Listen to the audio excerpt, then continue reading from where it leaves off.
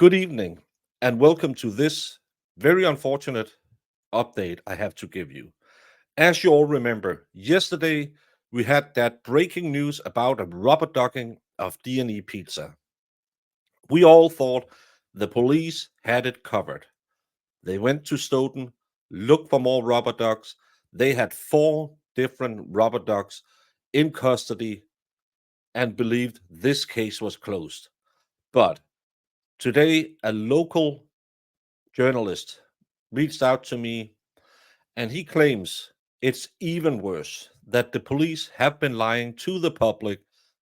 This very reputable local journalist told me the story in Canton with all the rubber ducks are just getting started. He told us that the police is covering up that the rubber ducks now has occupied a residence on Fairview 34 in Canton. Why? He couldn't tell us, but he claimed that this recording of the dogs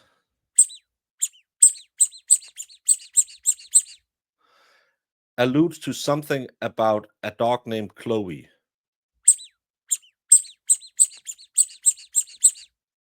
And this should be about, we don't believe you, MFer. Chloe is not in Vermont.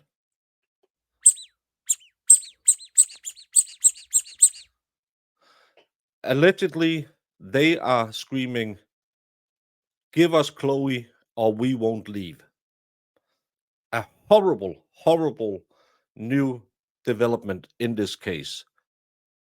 But before we get into the occupation of Fairview 34, we have someone who is asking our viewers to help him.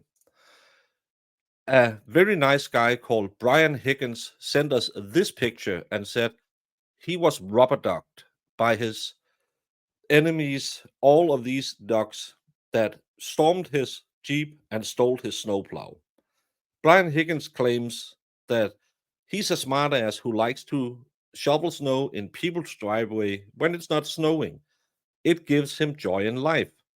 The only thing that gives him just as much joy is kissing Brian Albert in a bar and forcing people to fight with him.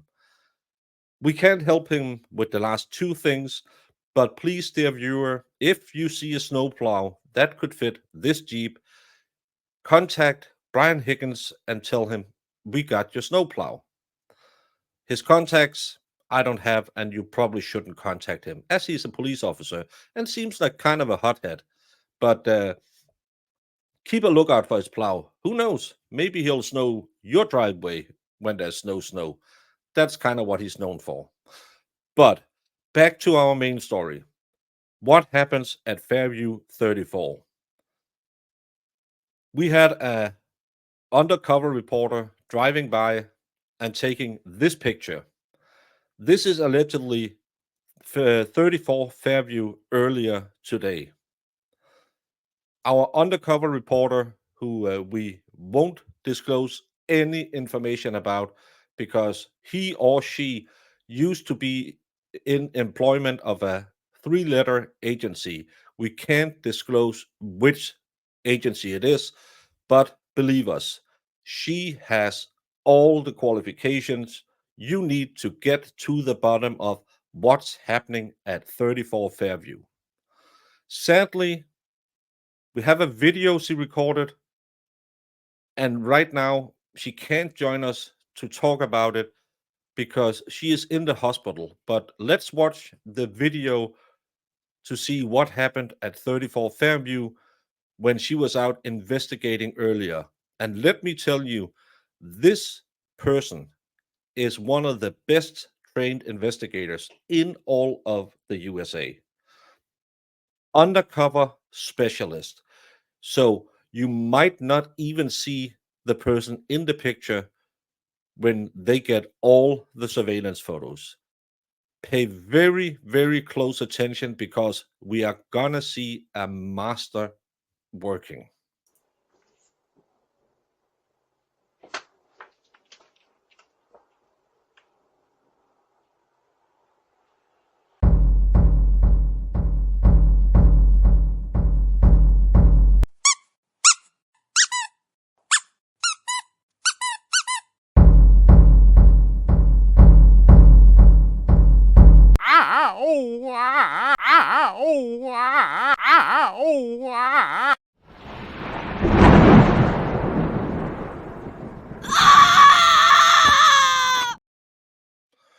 Sadly, our very highly trained operative had an accident.